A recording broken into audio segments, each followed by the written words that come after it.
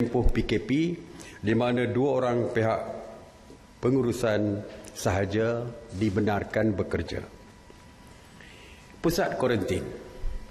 Seperti kita tahu bahawa semalam kita telah pun melaksanakan pusat kuarantin wajib di mana rakyat kita yang pulang dari luar negara diwajibkan terus dikuarantinkan selama 14 hari.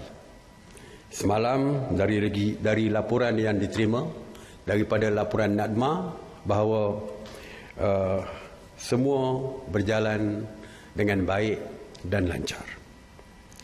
Semalam sahaja seramai 1,188 rakyat kita telah pun dikuarantin di seluruh negara, di mana seramai 711 adalah daripada yang dikuarantin adalah yang tiba daripada melalui KLIA. Sejak 19 Mac 2020 di dalam dan pelaksanaan PKP, seramai 4,933 orang telah pun dikuarantin di seluruh negara dan sehingga kini 90 pusat kuarantin telah pun dibuka. Semalam saya menyebutkan bahawa penumpang-penumpang yang ingin meneruskan perjalanan ke Sabah dan Sarawak, mereka tidak dikuarantin di Kuala Lumpur, sebaliknya mereka boleh meneruskan penerbangan mereka selepas transit di KLIA 1 atau 2, dan apabila mereka pulang ke Sabah dan Sarawak, mereka akan dikuarantin di negeri masing-masing.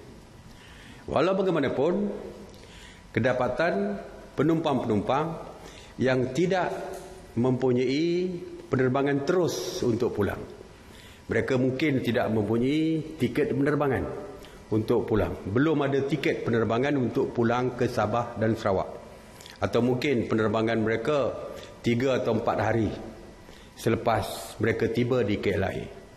Untuk penumpang-penumpang seperti ini, mereka tentu saja terpaksa keluar daripada lapangan terbang.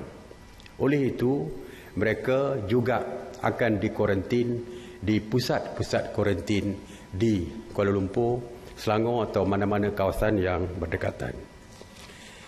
Semalam keluar berita yang mengatakan bahawa penumpang yang dibawa ke pusat kuarantin dibawa dengan truk penjara ataupun bas penjara.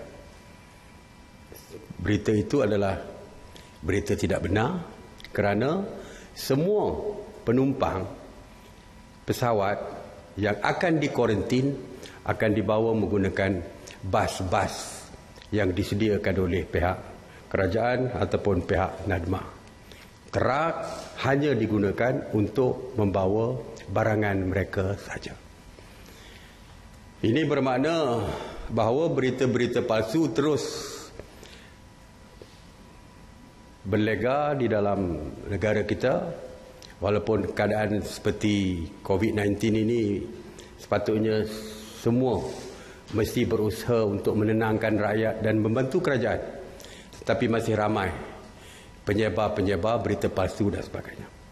Seperti beberapa hari yang lepas, ada berita palsu yang menunjukkan kononnya pusat kuarantin yang begitu buruk keadaannya di Sabah, dan ianya telah pun dinafikan. Pihak kerajaan juga tidak berkompromi kepada penyebar-penyebar berita palsu ini.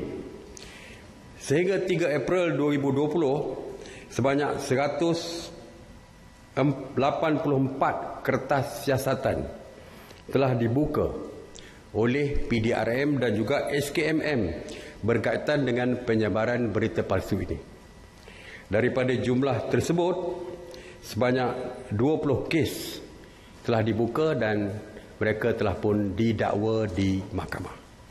Jadi saya menyeru kepada rakyat, sama-sama kita membantu kerajaan untuk menyelesaikan isu COVID-19 ini, bukan cuba mengeruhkan suasana dan menimbulkan suasana yang tidak tenang di kalangan rakyat. Dan saya sebutkan sekali lagi bahawa pihak kerajaan serius bagi untuk memastikan tindakan tegas diambil kepada penyebar berita palsu ini. Tidak ada siapa yang akan terlepas daripada undang-undang yang akan dan tindakan yang akan diambil oleh pihak kerajaan. Pelajar-pelajar, saya nak sebut juga tentang pelajar-pelajar IPT yang berada di kampus-kampus, di kolej-kolej, kampus-kampus. Saya tahu dah lama mereka berada di sana, lebih daripada 14 hari. Ibu bapa mula risau tentang anak mereka, bagaimana kedudukan anak mereka di sana. Kerajaan memberikan jaminan bahawa kita akan pastikan kebajikan anak mereka. Kita akan pastikan tidak ada isu besar yang berkaitan dengan anak mereka, dan dari segi semuanya saya dah sebutkan ditanggung oleh kerajaan. Dari segi kebajikannya jangan diragui. Jadi ibu bapa jangan rasa gundah dan golana, serahkan kepada Kementerian Pengajian Tinggi, insya-Allah anak-anak tuan-tuan akan dijaga dengan baik. Kementerian Pengajian Tinggi telah bersetuju untuk melanjutkan tarikh tutup permohonan UPU online bagi calon lepasan SPM dan STPM ataupun saraf dengannya. Permohonan UPU online untuk Universiti Awam, Institut Pendidikan Guru, Kolej Matrikulasi, Kolej Komuniti dan institusi latihan kemahiran awam ataupun ILKA dilanjutkan kepada tarikh 17 April 2020. Jadi ini merupakan satu berita yang baik kepada pelajar-pelajar lepasan SPM dan juga STPM.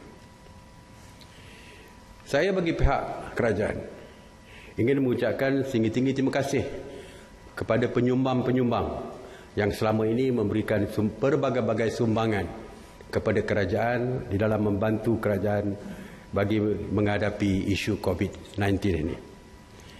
Hari ini saya ingin maklumkan bahawa pihak Celcom telah bersetuju untuk menyediakan servis telekomunikasi internet melalui edaran kad SIM prabayar kepada mereka yang dikuarantin secara percuma. Kemudahan 1 GB data untuk internet, WhatsApp call, Skype dan 10 GB untuk Facebook dan Instagram dapat memberikan kemudahan untuk mereka yang dikuarantin berhubung dengan keluarga mereka sepanjang tempoh kuarantin 14 hari. Kita juga berterima kasih kepada pihak Astro dan Unify TV kerana memberikan akses percuma untuk saluran berita dan hiburan kepada pengguna sepanjang PKP ini dilaksanakan. Tuan-tuan dan puan-puan sekalian, saya harap rakyat terus mematuhi setiap arahan serta prosedur operasi standard ataupun SOP yang telah pun diumumkan oleh MKN dan juga oleh Kementerian Kesihatan Malaysia. Tanggungjawab untuk memastikan kesihatan diri sendiri dan keluarga adalah tanggungjawab kita bersama. Dan saya juga berharap kepada pemimpin-pemimpin masyarakat supaya mengambil peranan untuk menjaga kepentingan komuniti di bawah jagaan masing-masing. Kita harap juga pemimpin masyarakat juga memastikan supaya anak-anak buah mereka mematuhi apa yang diarahkan oleh kerajaan bagi memastikan masyarakat ataupun rakyat di bawah kepimpinan mereka terselamat daripada COVID-19 ini. Tuan-tuan dan puan-puan, sekali lagi saya menyeru, saya memohon stay at home ataupun tinggal di dalam rumah masing-masing dan patuh kepada setiap arahan Kementerian Kesihatan. Stay home, stay safe. Terima kasih. Assalamualaikum warahmatullahi wabarakatuh. Sila. Datuk Seri tadi ada menyebut mengenai pengurangan peratusan yang individu ditahan 21.18 berbanding semalam berbanding hari sebelumnya. Dari segi peratusan keseluruhan pematuhan berapa? Pematuhan kita belum buat apa-apa lagi. Dulu kita dah sampai ke tahap 97%. Saya percaya ketika ini pematuhannya saya percaya sudah pun meningkat. Cuma pihak PDRM belum memberikan numbers dari segi pematuhan sebenar seluruh negara. Ya. Datuk Seri, tadi Datuk Seri sebut kita ada 390 pusat kuarantin seluruh negara. 90 pusat kuarantin. Berapa ramai yang pusat-pusat kuarantin boleh cater untuk 90 ni? Macam mana? Berapa ramai orang yang dia boleh cater? Yang boleh ditempatkan di semua pusat kuarantin. Kita dimaklumkan kita boleh menempatkan hampir 40,000 rakyat kita untuk di kuarantin dalam satu masa. Cukup. Lebih daripada mencukupi. Seperti saya sebut tadi, kita baru 4,000 lebih yang di kuarantin sejak daripada awal lagi. Setakat ini masih banyak lagi tempat yang boleh digunakan. Sebelum ini Datuk Seri pernah menyatakan mengenai dengan penangguhan pinjaman bulanan tu, sebab ada beberapa pihak yang menyatakan supaya LPPSA juga turut diberi, sama ada kerajaan boleh beri pertimbangan mengenai dengan untuk penangguhan perumahan tu. Sebab LPPSA pinjaman perumahan kerajaan. Kerajaan. Sebab even daripada QPAC pun ada menyatakan supaya kerajaan mempertimbangkan. Kita akan mengadakan mesyuarat yang melibatkan sektor ekonomi dan sebagainya di bawah kluster ekonomi. Kita akan dapatkan apa-apa laporan daripada mereka. Setakat ini belum ada perbincangan di dalam mesyuarat khas menteri-menteri. InsyaAllah jika dibangkitkan, kita akan bincang perkara tersebut. Dan ataupun mungkin di dalam mesyuarat jawatankuasa khas kabinet yang akan kita bermesyuarat besok, mungkin perkara itu mungkin boleh dibangkitkan. Ya.